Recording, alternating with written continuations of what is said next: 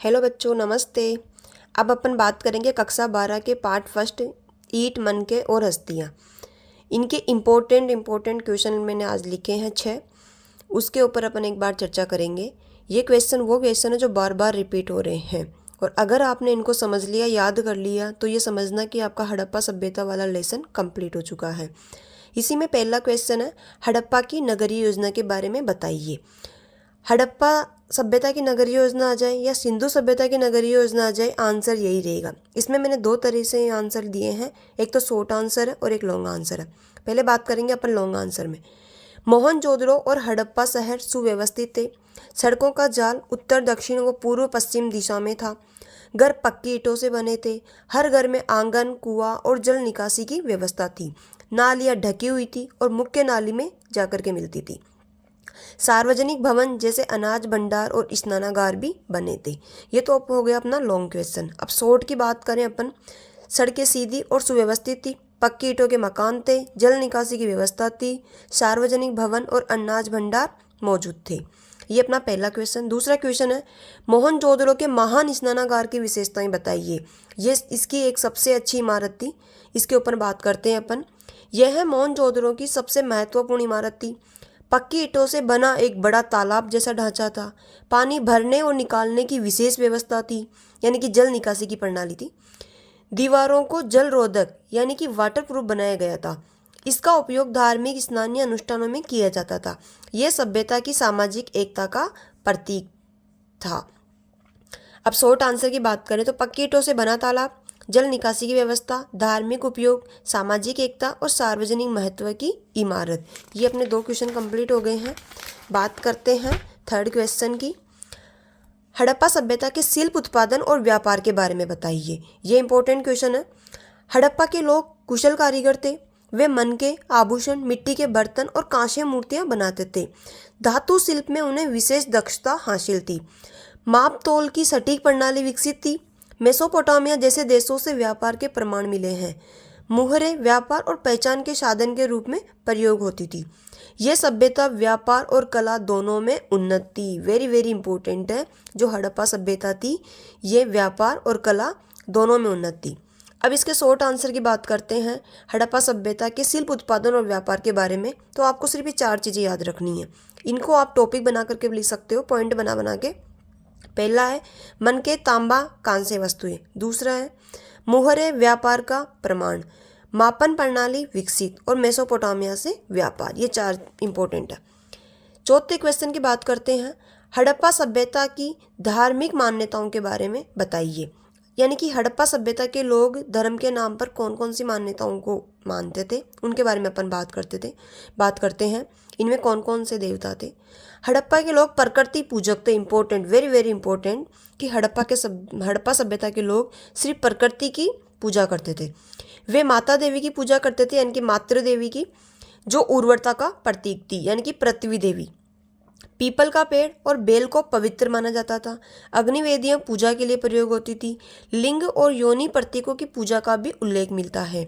मूर्ति पूजा और मंदिरों के प्रमाण नहीं मिले हैं। Very very important question, very very important line है ये, कि सिंधु सभ्यता में मूर्ति पूजा और मंदिरों के प्रमाण नहीं मिले हैं। मोस्ट इसमें उनका धर्म प्रकृति आधारित था, यानी वेरी वेरी इंपॉर्टेंट, यानी कि वो प्रकृति पूजक थे। अपन ने पहली लाइन में बात करी कि प्रकृति पूजक थे, यानी कि प्रकृति में जो चीज़ें उनको दिखती थी सिर्फ वो उन्हीं की पूजा करते थे और जीवन से जुड़ा हुआ था। शॉर्ट आंसर की बात करें, मातृ देवी की पूजा, वृक्ष और पशु पूजा, अग्निवेदी के प्रमाण और प्रकृति आधारित इनका धर्म होता था। बात करते हैं 5वें क्वेश्चन की। हड़प्पाई लिपि और मुहरे के बारे में बताइए। ये भी बहुत इंपॉर्टेंट क्वेश्चन है। हड़प्पाई लिपि कौन सी थी और इसमें कौन कौन सी मुहरें आती थी। हड़प्पा की लिपि चित्रलिपि थी, जिसको इंग्लिश में कहते हैं पिक्टोग्राफिक। हड़प्पा की लिपि चित्रलिपि थी। ये भी छोटे क्वेश्चन में भी आ सकता है कि हड़प्पा की लिपि कौन सी थी। चित्रलिपि, जिसको भावात्मक लिपि भी कहते हैं। अब तक इसको पढ़ा नहीं जा सकता है। मुहरें सेल कड़ी पत्थर की बनी हुई थी। वेरी इंपॉर्टेंट, ये भी क्वेश्चन आते हैं। मुहरें सेल कड़ी पत्थर से बनाई जाती थी। मोहरों पर जानवरों के चित्र अंकित थे।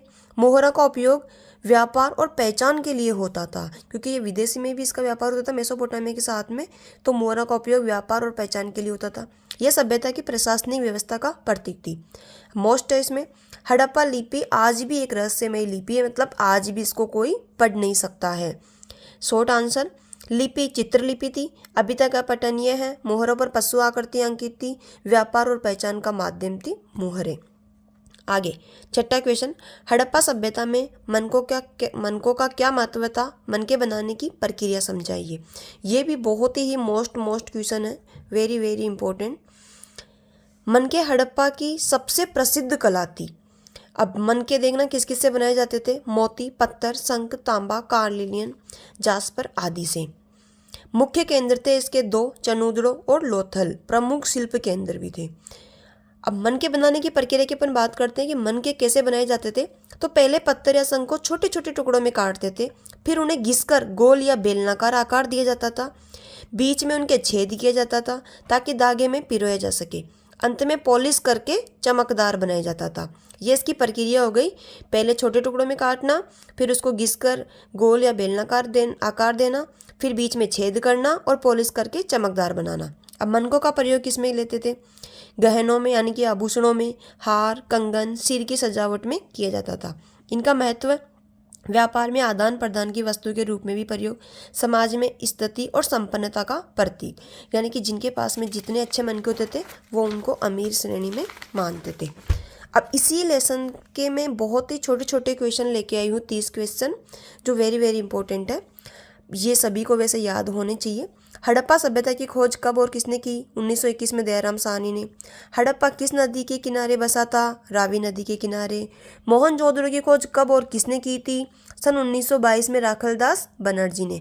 हड़प्पा की खोज करी थी 1921 में दयाराम साहनी ने और मोहनजोदड़ो की खोज करी थी 1922 में राखलदास बनर्जी ने। मोहनजोदड़ो किस नदी के किनारे बसा था, सिंधु नदी के किनारे। हड़प्पा सभ्यता का कालखंड 2600 ईसा पूर्व से 1900 ईसा पूर्व। हड़प्पा सभ्यता का वेरी वेरी इंपॉर्टेंट क्वेश्चन है। ये तो क्वेश्चन पता है, ये तो सभी को पता है कि किस धातु से परिचित थे, लेकिन हड़प्पा सभ्यता के लोग किस धातु से अपरिचित या अनजान थे, तो वो था लोहा। ये लोग लोहा से अपरिचित थे। सिंधु सभ्यता की सबसे बड़ी विशेषता क्या थी, सुव्यवस्थित नगर योजना, वेरी वेरी इंपॉर्टेंट।